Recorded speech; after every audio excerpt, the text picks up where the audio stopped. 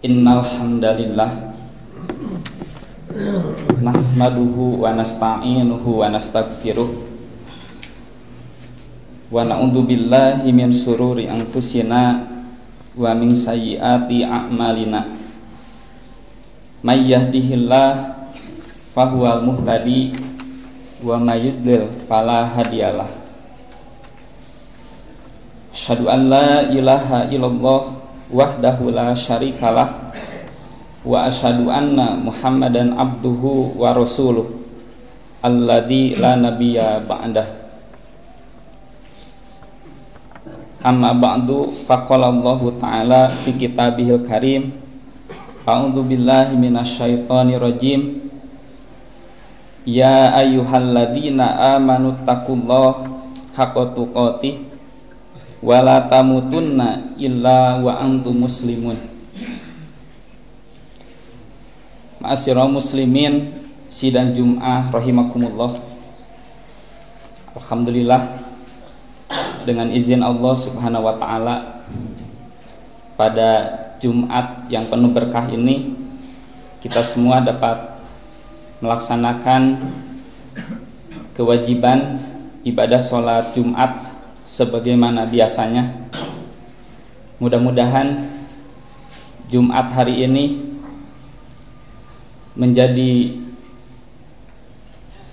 kifarat atas dosa-dosa yang pernah kita lakukan, minimal dari Jumat yang kemarin sampai Jumat sekarang, atau antara Jumat dengan Jumat berikutnya. Karena kita yakin kita semua sangat banyak dosa yang kita lakukan. Oleh karena itu selalu berharap rahmat dan maghfirah dari Allah Subhanahu wa taala. Hadirin ikhwati iman sidang Jum'ah rahimakumullah. Kalau kita memperhatikan tantangan dakwah yang kita hadapi hari ini sangat berat, dan semakin hari semakin berat. Dilihat dari berbagai aspek, kalau betul-betul kita menyadari tantangan dakwah yang kita hadapi betul-betul sangat berat. Namun tentu saja Allah Subhanahu wa taala dengan ajaran Islam yang telah kita pegang selalu memberikan dorongan dan rasa percaya diri dengan penuh optimis. Seberat apapun tantangan yang kita hadapi, kita akan menghadapi kemenangan, kita akan menghadapi kesuksesan di dalam perjalanan dakwah ini, baik di dunia maupun di akhirat kelak. Sehingga tidak ada istilah menyerah, tidak ada istilah putus asa dalam menjalankan tugas dakwah yang mulia ini. Sebuah hadis riwayat Imam Al-Bukhari nomor 3038 perlu untuk kita renungkan bersama. Dari Sa'id bin Abi Burdah, dari bapaknya, dari kakeknya, anna Nabiyya sallallahu alaihi wasallam ba'asa Mu'azan wa Aba Musa ilal Yaman, bahwa Nabi sallallahu alaihi wasallam pernah mengutus Mu'az dan Abu Musa ke Yaman untuk berdakwah. Seperti biasa Rasulullah memberikan pesan, dan ini bekal yang sangat berharga untuk para utusan Rasulullah Shallallahu Alaihi Wasallam dalam menjalankan tugas dakwahnya yang sangat berat. Ketika itu Rasul menyampaikan, yassiro wala tu'assiro, wabassiro wala tunaffiro, wattatowa'a wala takhtalifa. Rasul menyampaikan kepada Mu'az dan Abu Musa, mudahkanlah dan jangan dipersulit. Basyiro wala tunaffiro, berilah kabar gembira dan jangan membuat orang lari. Wa tatawwa'a wala takhtalifa, dan bersatu padulah kalian dan jangan berselisih. Jadi ada 3 yang dilarang dan ada 3 yang diperintah. Yassiro, basyiro, tatawwa'a, mudahkanlah, berilah kabar gembira dan bersatu padulah. Itu yang diperintah.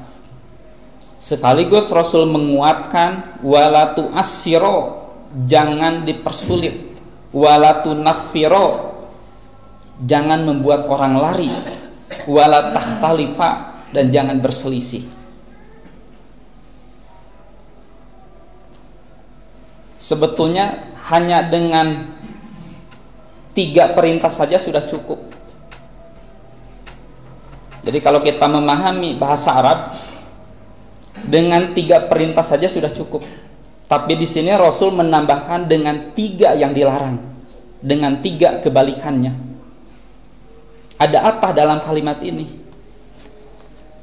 Nanti di akhir Imam An-Nawawi yang menjelaskan kenapa sampai diperintah dan dilarang. Tidak cukup diperintah saja. Padahal dengan diperintah sudah cukup, yang kebalikannya itu dilarang. Tapi dengan disebutkannya, dengan ditegaskannya kembali oleh Rasul, ini ada kedalaman makna tersendiri dalam sabda Nabi ini. Hadirin wati imasi dan Jum'ah rahimakumullah. Yassiro wala tu'assiro, mudahkanlah dan jangan dipersulit. Sebagaimana dalam sabda Nabi yang lain, memang ajaran Islam itu sangat memudahkan. Inna dina yusrun, sesungguhnya agama ini mudah. Ketika kita merasa sulit, ketika orang lain yang menerima ajaran Islam merasa sulit, berarti yang salah bukan ajaran Islamnya. Rasulullah itu ketika menyampaikan sesuatu kepada para sahabat sangat berhati-hati agar yang disampaikannya itu yassiro, merasa mudah.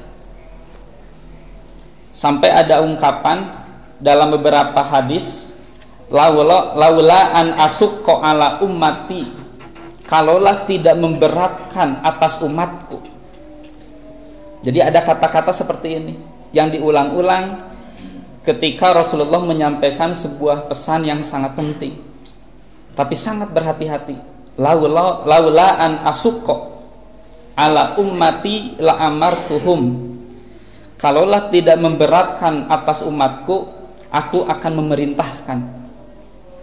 Seperti perintah bersiwak, la amartuhum bisiwak, atau la amartuhum bitakhiril isya, untuk mengakhirkan sholat isya dan sebagainya.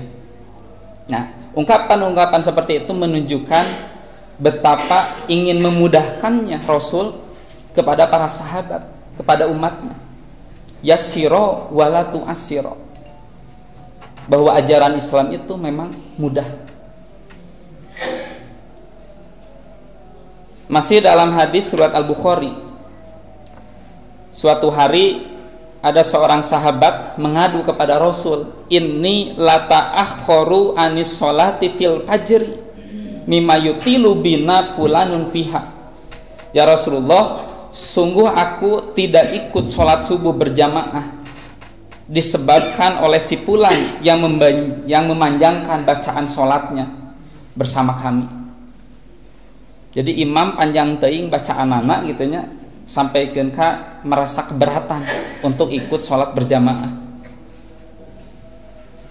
Bagaimana Rasul menyikapi hal itu? Fagodiba Rasulullah Shallallahu Alaihi Wasallam, Rasulullah sangat marah. Maro'aituhu godiba fi maudi'in kana asadda godoban minhu yauma idin. Aku tidak pernah melihat Rasulullah marah sebelumnya melebihi marahnya pada hari itu.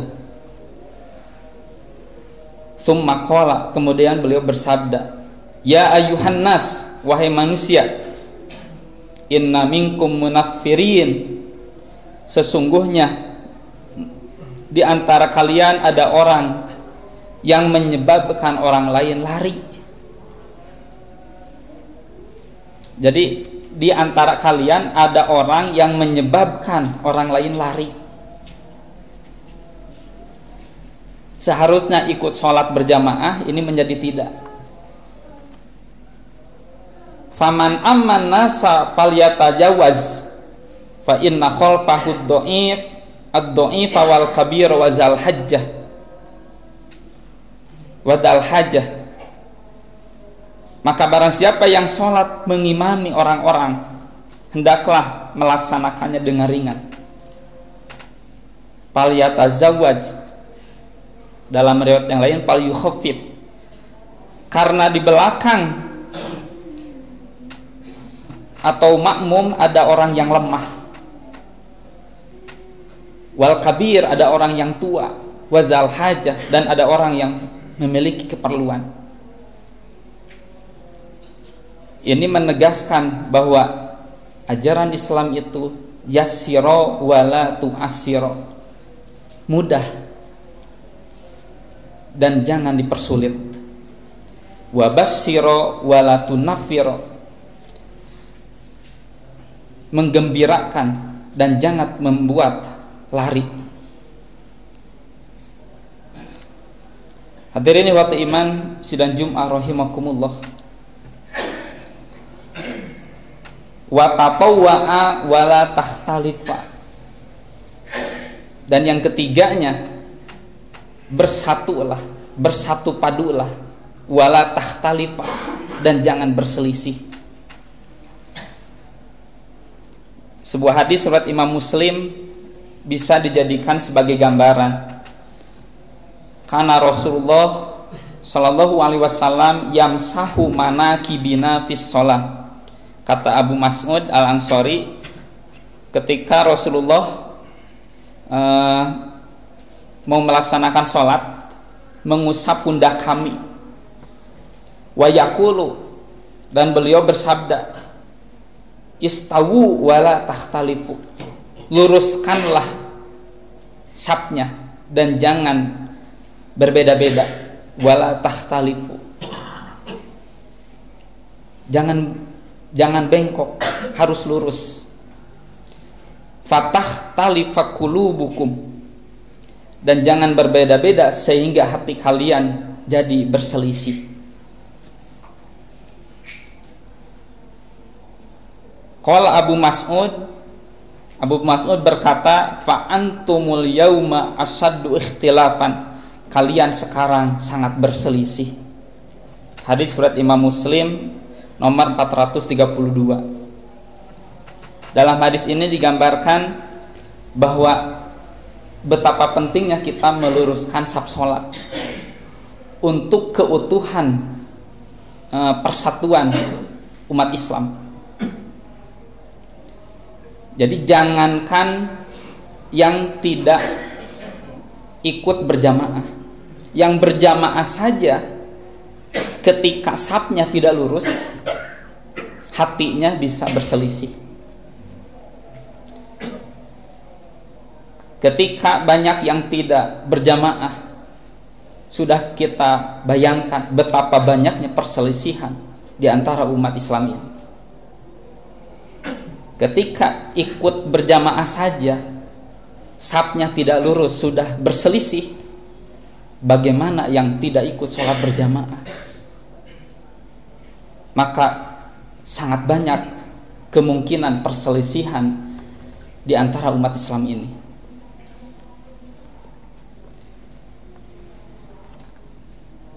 Makanya kata Abu Mas'ud, ini masih pada zaman sahabat, fa antumul yauma asyaddu ikhtilafan, kalian sekarang sangat berselisih. Mungkin sabnya tidak lurus, sehingga terjadi asyaddu ikhtilafan, banyak perselisihan pada waktu itu. Hadirin ikhwati iman rahimakumullah, ketika kita kaitkan dengan tantangan dakwah yang kita hadapi hari ini, tadi sudah disebutkan betapa berat dan semakin beratnya tantangan dakwah yang kita hadapi.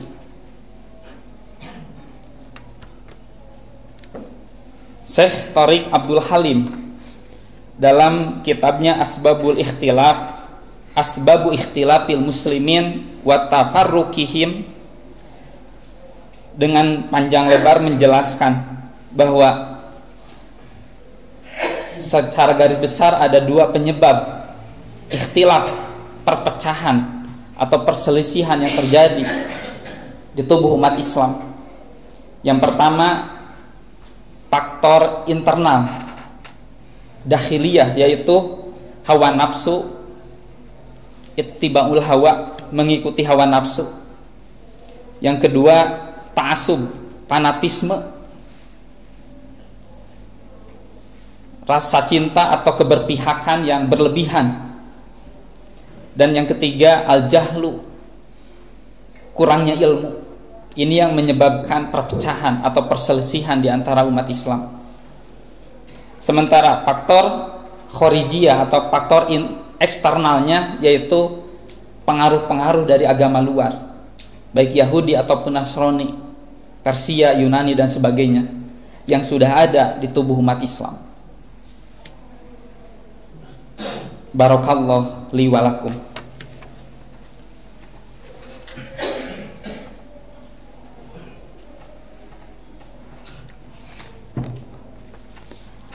Hamdan wa syukran lillah, asyhadu an la ilaha illallah wahdahu la syarikalah, wa asyhadu anna Muhammadan abduhu wa rasuluh alladzi la nabiyya ba'dah, amma ba'du. Hadirin ikhwati iman sidang Jumat rahimakumullah. Dalam hadis riwayat Imam Muslim, Rasulullah sallallahu alaihi wasallam bersabda, inna syaitana qad aisa an ya'budahul musalluna fi jaziratil arab. Sesungguhnya setan telah putus asa untuk disembah orang-orang yang sholat di jazirah Arab. Walakin fit tahrishi bainahum, tetapi mereka mengadu domba di antara orang-orang yang sholat itu.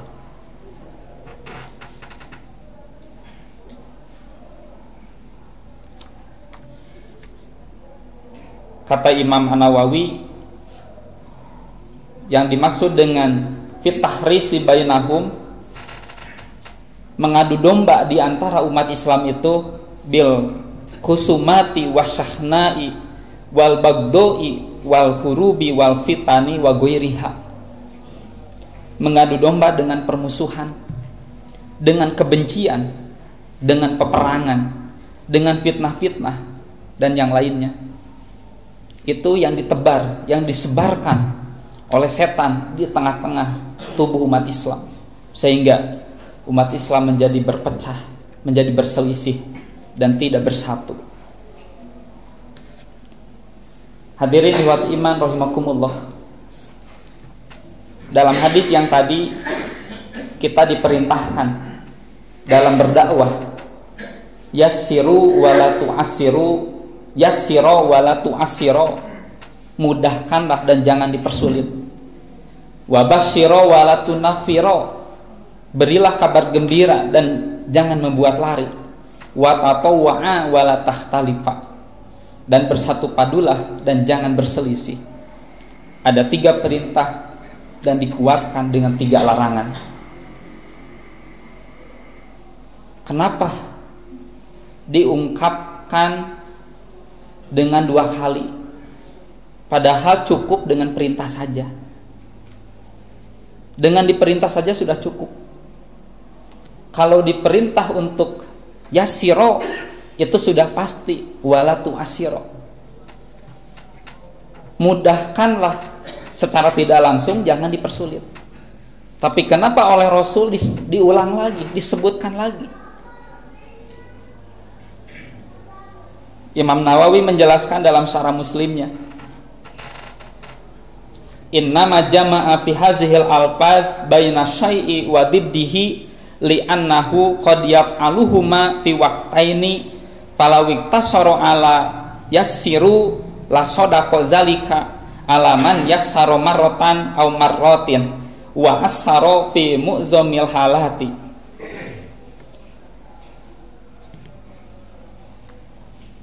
Jadi tiada lain Rasulullah menyatukan lafal-lafal tersebut antara sesuatu dengan kebalikannya, karena terkadang seseorang berbuat keduanya pada dua waktu yang berbeda. Pada suatu waktu memudahkan, tetapi pada waktu yang lain menyulitkan. Nah, seandainya Rasulullah mencukupkan hanya bersabda mudahkanlah tanpa mengatakan jangan mempersulit, maka artinya tidak salah bila orang tersebut memudahkan hanya satu kali, memudahkannya hanya satu kali atau beberapa kali, tapi orang tersebut menyulitkan pada kesempatan yang lain, pada fi mu'zamil halati, pada banyak keadaan. Nah, fa idza qala wala tu'assiru intafa ta'siru fi jami'il ahwali min jami'i wujuhi wa hadha huwal matlub. Nah, ketika disebutkan dengan sabda dan janganlah menyulitkan, jadi bukan hanya mudahkanlah, tapi dan jangan menyulitkan, menunjukkan tidak boleh terjadi menyulitkan pada semua keadaan dari seluruh aspeknya. Wahada huwal matlub, dan ini yang dituntut, yang diperintahkan di dalam hadis ini. Jadi diperintahkannya itu bukan hanya memudahkan satu kali, tapi terus-terusan mudahkanlah dan jangan dipersulit. Jadi jangan hanya satu kali atau dua kali, tapi selama kita menjalankan tugas dakwah harus memudahkan dan jangan mempersulit, harus memberikan kabar gembira dan jangan membuat orang lari, dan harus bersatu, jangan berpecah, jangan berselisih.